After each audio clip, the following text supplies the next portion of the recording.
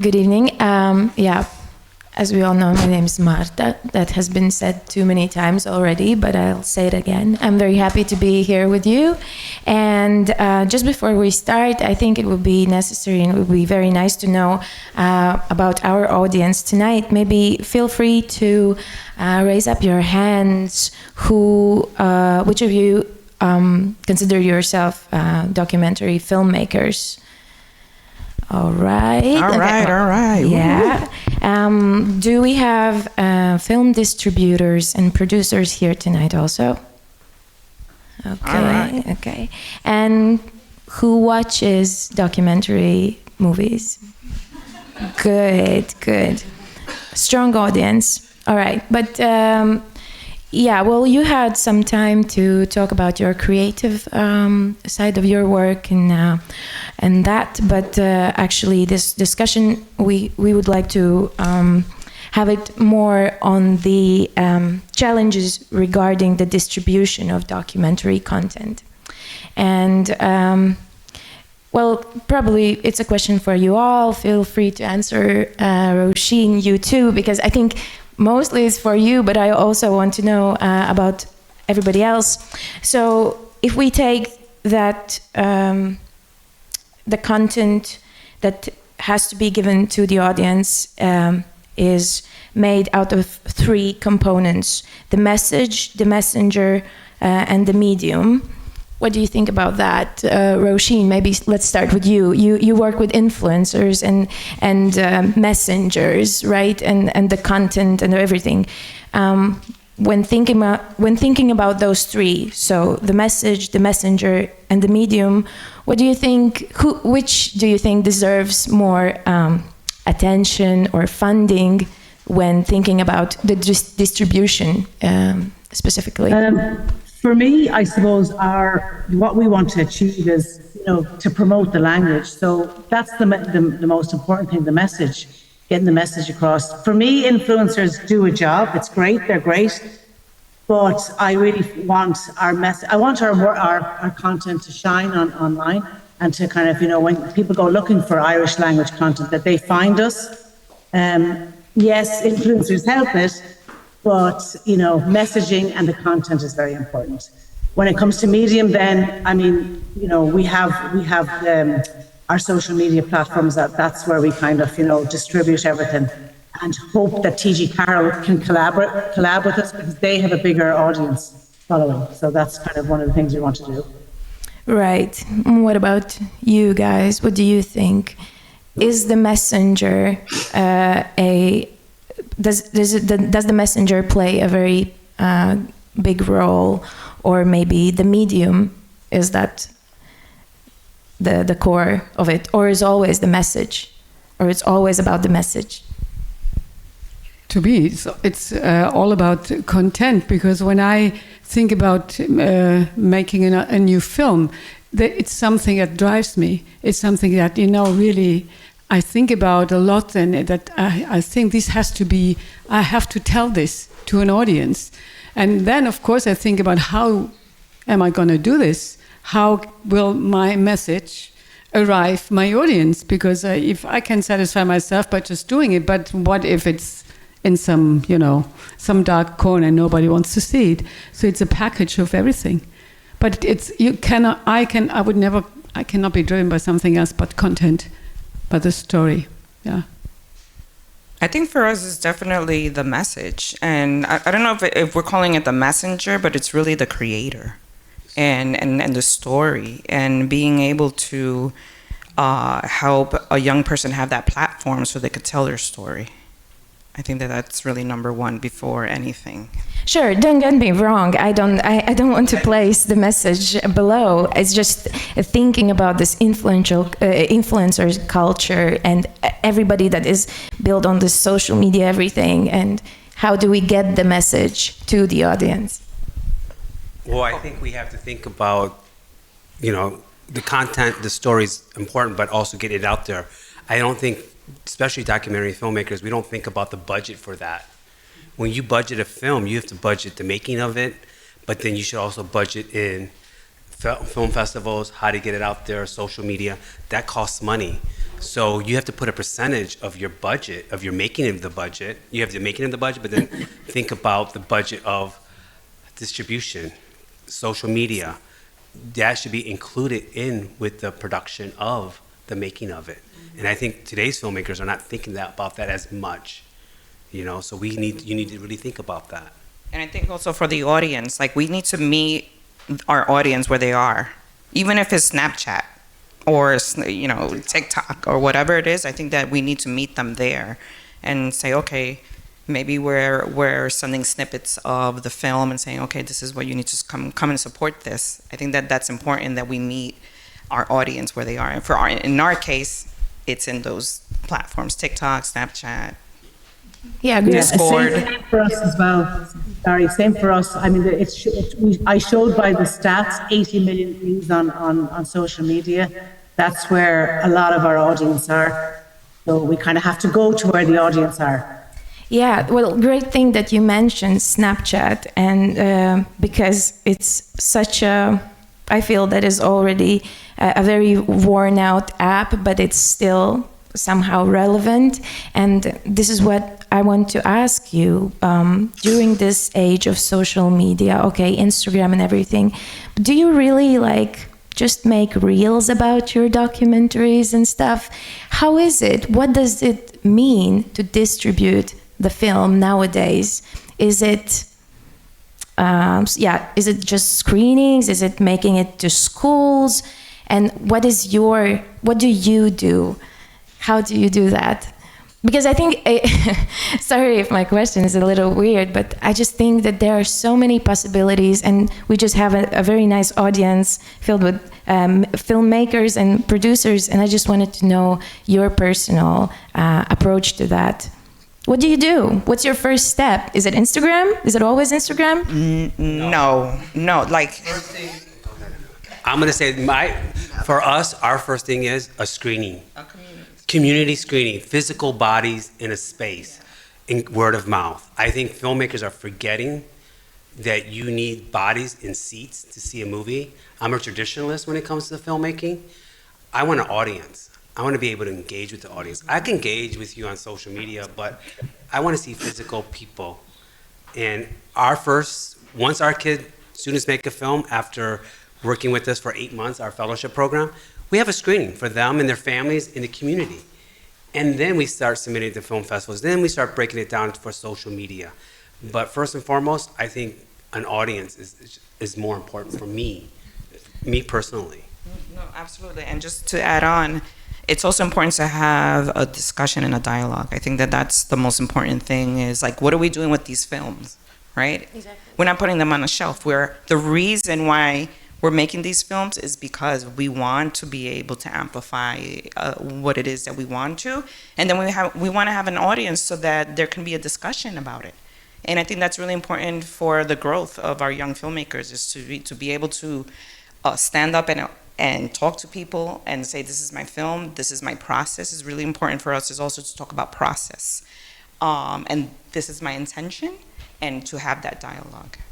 Well, I see that different steps. When I'm about to finish a film, I'm in a rough cut and even further rough cut, I invite a few people to my editing room, people I trust, people from colleagues, maybe, and sometimes just friends who are not no filmmaker, and I show them the film, and I let's see how they react. And I ask them to be honest. What do you think? How do you feel? So that's once. And then in the next step, when maybe the film is almost finished, I invite a small group of people to my editing room. So I start small, and then and I get feedback, and I can feel people cry, people laugh. It's quiet. It's something. So I listen to these sounds. And then I feel okay, on my right way. And then the next step is, especially with the film for the young people, and since I'm connected to schools, I do test screening with school classes. I send a link to a school, and they show it to 9th grader, and I get feedback. And so this is another very important step to me.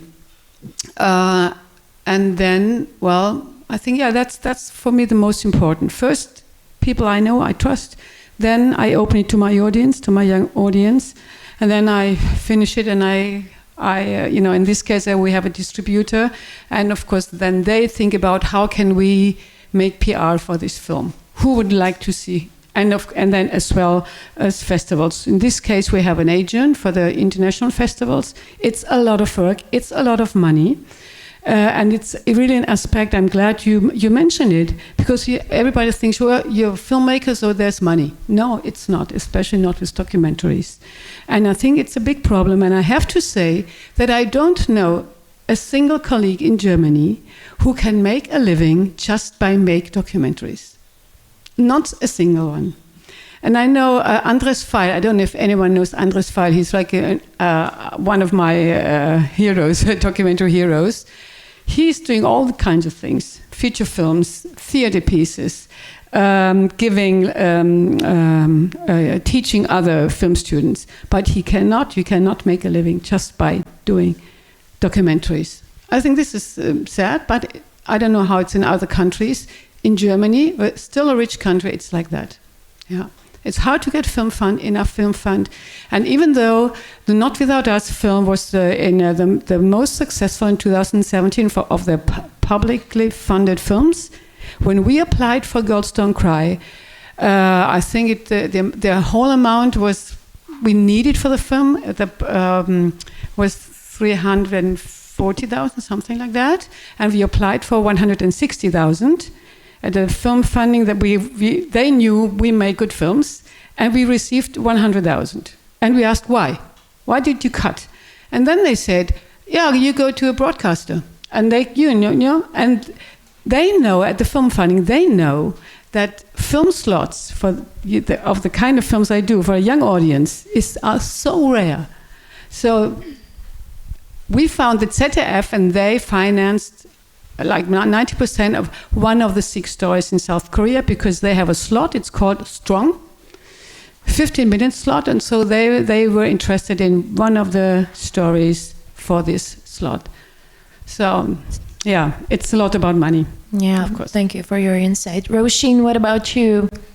I suppose we have a commissioning process. So I work closely with the commissioning editor in TG Cahir, and we go through the list of I can't think of the word in English, but applications, and we pick out whatever titles we think are going to work. And then we work with that young person all the way through the process, advising, but we don't want to have too much influence.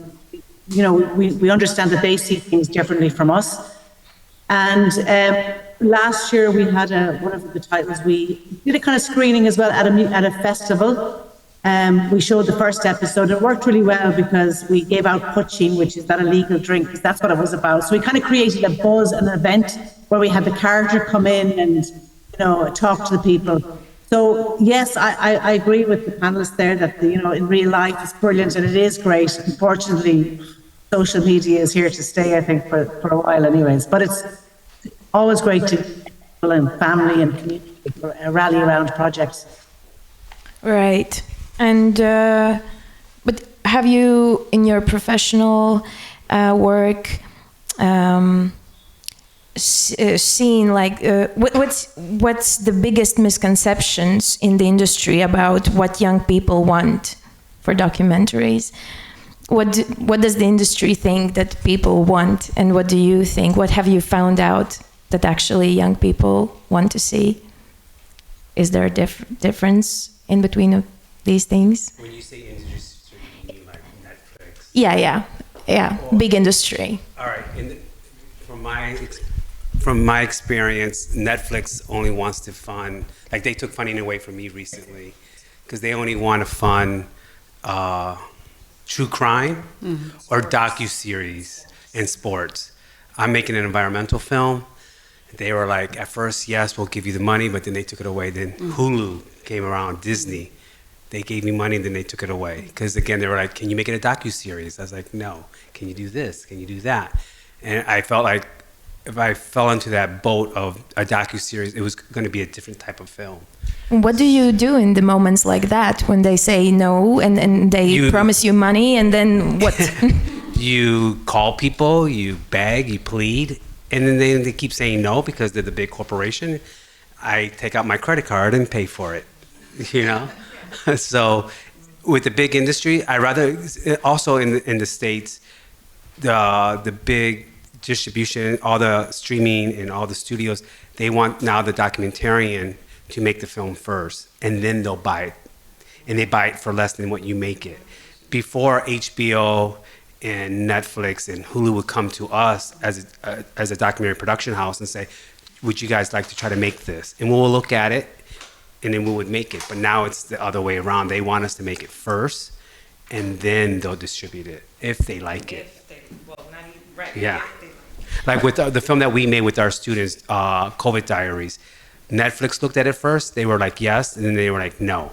And then because it was a story about COVID, and it was about, from a young perspective, they were like, don't you have any adults in it that can tell their perspective? No, they were like, we're like, no, this is about young people's experience of COVID and what they're going through in New York City. And then HBO jumped on, and they were at first no, and then yes, but then they wanted us to cut the film their way. But then finally they came around and saw it again, and they're like, we'll take it, you know. But it took a long time. Yeah, and that's the only documentary that's on HBO. I don't know of any that is from a young person's perspective. So you're talking about slots, and there's not that many slots. Yeah. And I can add something when you talk about slots. I received a really good feedback to my film from Arte. Then she's so it's a 90-minute movie, and then she said, but unfortunately your film does not fit this 90-minute slot because we are at the moment we only show films with one protagonist. But my film has 6 protagonists, so no matter how much they like your film, if you have 6 protagonists, no chance. And so if you're, I thought if I would be like a filmmaker, and I need to earn money with my profession, right? So I would think immediately, not of what is here I have to tell, I have to show and to say, oh, what do I have to do that they buy my film? So you know what I mean? So you're really limited. And of course I can think of a documentary about one person. It's probably interesting. I also found out, I think they want more and more stories, documentaries, they are actually alike fiction films. They have to be as interesting, as emotional, as full of humor, as everything, as fiction films.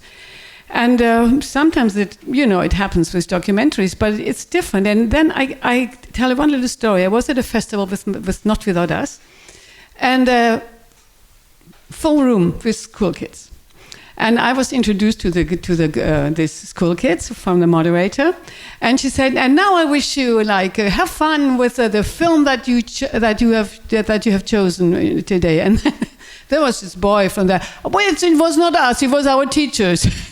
Our teachers choose the film. And I said, "Thank you for being so honest, but let's meet afterwards, okay?" And so in the end, I think documentaries is also something for education. And of course, we try to make it in a way that people like it or show interest. But it's also about education, and sometimes you have to. That's why schools are so important. We take our kids to a film that they probably will not show in a cinema. So that's another aspect I would like to bring to this discussion. That I can teach them and I can educate them in film, in watching film, by I choose it and you show it. And maybe you will have a really interesting discussion afterwards. So that's my experience. Yeah, well, speaking about your film, and I watched it and I really liked it, Girls Don't Cry. Don't forget we're screening this on festival.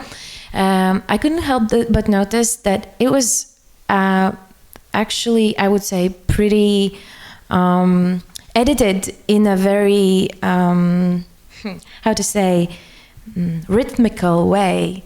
Was it because to catch the watcher's attention or not lose it, or was it intentional, or was it just because you had 6 characters, or is this some kind of influence of short attention span problem? I mean, you know, when you edit a film, and especially a film with 6 stories, of course you think a lot about how am I going to edit it.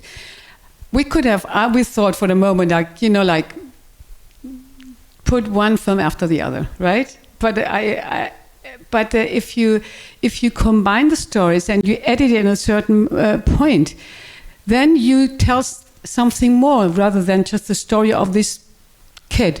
You know, it's about why do I edit here and not there, and that's can be very interesting discussion with your young audience too. Tell me something about what you saw in editing. And it's always about rhythm.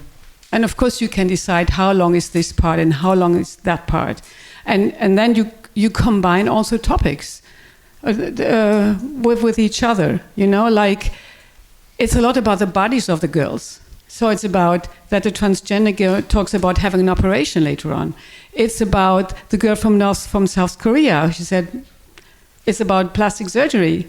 It's about the girl from England who had this baby, you know, gave birth to a baby. It's about their bodies. And so without like pointing at it strictly, it tells you something. And that's also about poesy. You try to bring some poesy. What's poesy? Poetry? Poesy? No. No, poesy. What's that in English? Poetry, yeah. Poetry to the film. And how to do that is not one answer. You try to, bring more than just the stories. Yeah, no, I just thought that maybe it was intentional to keep the audience's attention, because also the movie is made for a younger audience, and I just really wanted to know how what are the tools, what do we have to think about when making a documentary for younger audiences. Also a question for you guys, when they make movies and you say, choose whatever topic you take, what's important to you. I feel like a lot of it is about them and about their internal journey or whatever, and it's all good and it's all fine, but we know that maybe like adult filmmakers, they do not do that that much. They do not internalize the topics so much. They tend to tell stories about things happening around them. Do you feel this progression, sliding towards internal topics nowadays? Do you feel like people like to talk about themselves more, what is going on with me, everybody listen, this is about me. Do you feel this? Is it a problem? Would you say it is? Or how do you feel about it? I think this is their opportunity to talk about what's happening inside, using this as an outlet to be able to talk about what's happening, and to empower themselves to say, okay, this is how I'm going to choose to represent whatever it is, what I want to get out, and how I want to articulate through the medium, right? Because if you can articulate it with words, how many, shooting something, an image, footage can add so many layers to it.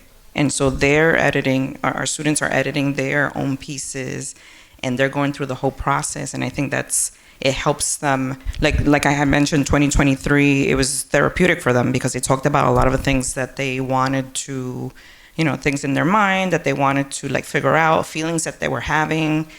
Some of the students said that they're feeling so much, but little, so everything and then nothing at the same time. And so I think really this is that opportunity for them to be able to share out. Especially in the world that we're living in right now, where sometimes young people don't want to talk to each other. Forget about us as adults. They don't want to talk to each other sometimes. But I also feel like their stories are universal. I was a senior in high school. I know what it means to be a senior in high school. It's a universal topic. The mental health one. We all know what it goes through to have depression, have those feelings. So I don't look at them as self-portraits or they're putting the camera on them to tell their own personal story. They're universal stories. The second one is about by being biracial, being two-race, having a duality of self. That's universal. So they're universal stories. Anyone can connect to those from anywhere in the world. So for me, it's about them telling their personal stories, but also how can I connect with my other people in my community or someone, from another country. They're universal topics. And if they don't know what it is to be biracial, right, this is a great opportunity to build that empathy and start building bridges. So I think that's really important. Yeah, so for us, we always tell our students, everybody's your audience. Yeah, you have target audience, but at the end of the day, who makes a film? You want to show it to everybody. And I feel like you just tell universal stories. Someone's going to figure out, oh, I get that. I can feel that. Empathy, connections. Sure. And Roisin, when working TV and gathering all this data, do you have any data about this? Do personal stories and internal challenges and all that get more attention, or it's entertainment that wins still nowadays? No, that's interesting. I mean, we did have an Instagram series there a few months ago, and they're very simple. A studio where it took different people who talked about their experience. We wanted to break down stereotypes, basically. And that series did very well compared to, you just never know sometimes what's going to take off, but that did well. People rallied around, there was comments, likes, traction. When you see that, a video's done well. So, I mean, sometimes you're lucky and sometimes you're not, but that did well. It was a simple idea. Right. Dear audience, is there any questions already ready from you that you want to ask? We have a mic there. Maybe on these topics, something about that? No, right? Then yeah, there is a question. Hi. My question, there are actually two questions. One is the silly one. Are kids looking at the films and contents they are looking at, they are looking up? If, for example, I'm 10 years old and I would like to watch what 12 years old are doing and so on. That's one. And another one is I'm not creating films with teenagers or youngsters and something like that, but always from broadcasters, they are asking, how will you attract the attention of the young audience? And for example, I want to make a film about history or environment or something like that. Any suggestions? Just real quick, how do you make it like the challenge is co-create. Just ask young people, and when you're creating something, what are some things that would you watch this if we had this or that? I think there's a lot of thinking about historical animation pieces, elements that they already consume that maybe you can add into your the thing that you're producing. Do you think that if you are involving in the young people in the creation, it's the key? If they are telling those stories, would it get attention from the audience of young people? Do you think it's a key? I'm not sure I believe in that. We don't make you're talking about historical. Yeah. We don't really make historical pieces, but I bet if you had I don't know, I'm just making this up as right now, but if you had some kind of host that was a young person and they were really cool and they were talking in the language or meeting, the student in the language, in the space that they are in, it would get definitely a lot more traction and a lot more interest than if you have, like, I would say somebody old, an adult talking about history.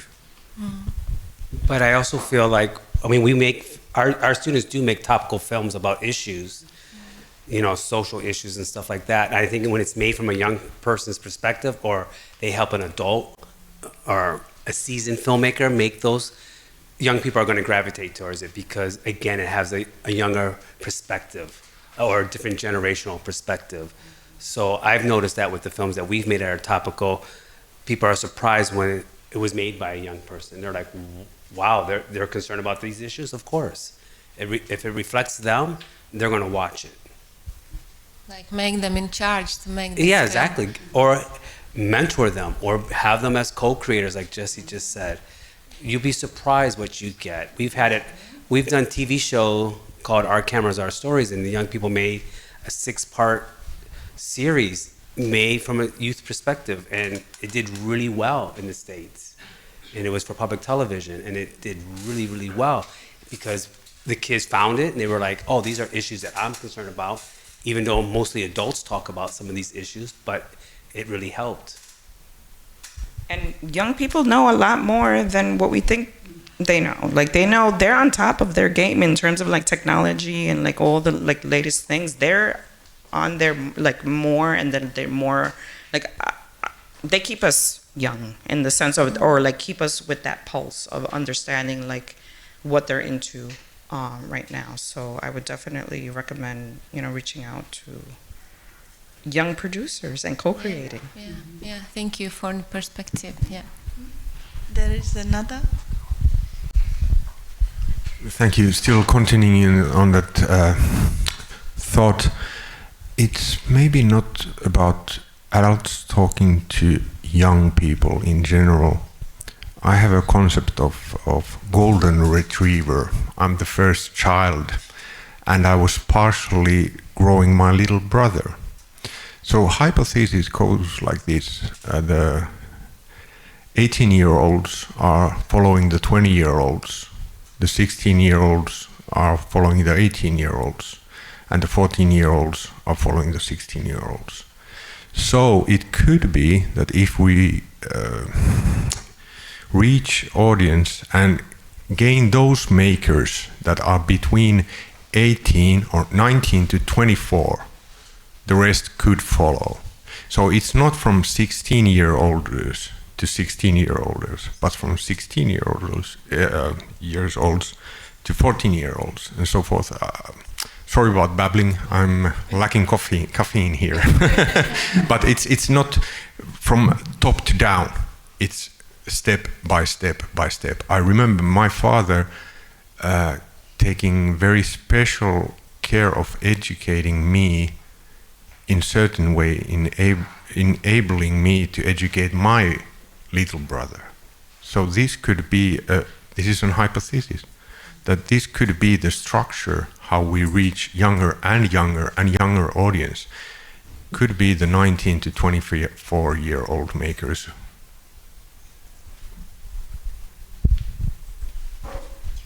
I was going to say was the way we teach, we do peer-to-peer. Like we'll have the older students teach the younger students, and sometimes the younger students teach the older students. Also, when we teach, we say to our students, you're going to learn from us as much as we're going to learn from you. It's a give and take. We automatically built it into our program where each peer, 16-year-old is going to teach a 20-year-old, and sometimes our 16-year-olds teach our 21-year-old who are in college more than they do. So of course we're going to let them teach each other because it helps build dynamic, it helps build community, and then there's no structure of a hierarchy. So we already built that into our program, and it works every year. You'll be surprised when a 10th grader, a 14-year-old is teaching an 18-year-old, and you're just like, whoa, and then the 18-year-old is teaching maybe the younger kids. So we do that automatically in our program, and it works. It works. Trust young people. Trust. They have many contributions. In my experience with my films is that like Not Without Us was, the protagonists are 9 to 12 years old. And the audience that liked the film most were exactly the 9 to 12 year olds ones, okay? And then followed by the teenagers. They thought, oh, this is about little kids. Even though when you start really discussing with them, they agree that what they say is not stupid or boring or like childish, but as a you know, they said, oh no, this is about little kids. But the older ones then, let's say the 18-year-old ones, they could separate it. They could say, okay, these are about younger kids, but it's still interesting. Even adults, you know. But especially I think the teenagers are a very special audience. And to make films for them is maybe the hardest, I don't know. I just realized also that the young audience, they are so enthusiastic. And when you do Q&A, I mean, they would ask you for hours if you let them. They're so interested. They're really excited about, even though they sometimes talk, you know, in between watching the film in the cinema, but they know a lot. I did sometimes a little quiz to find out what they still remember. It's amazing. They remember everything. Not everybody, but some of them remember just everything. And so, but I think the teenage audience is not easy to get. Speaking about Q&As and many questions, we are very fastly approaching the end of this panel. Is there any other question that you would like to ask? Because this is your great opportunity to ask your question. All right, well, then I have my last question. Just because we all know that we are living in the era of brain rot culture, right? People like to consume content. They do. They fall very easily in the reels, short videos, TikTok, everything, and it's a gigantic wave that we cannot really stop, but we can learn and find ways how to fight it. You as documentary content creators, what is your first thing that you think about? What is your first and only rule that you really stick to? And what's, e.g. the advice to young content creators? What to do with the brain rot society? What to do with this problem? Do you do anything about it? And if you do, what's that you're doing? Like, Roisin, maybe you can start. You're so far away from us. And Sure, yeah. I suppose I'd be asking the question, if someone came to me with an idea. I don't make documentaries. I used to produce and direct, but TV, but not documentaries. But if someone came to me with an idea, I'd love to see more documentaries on our channel, on my brand. I'd ask them, why would someone watch this?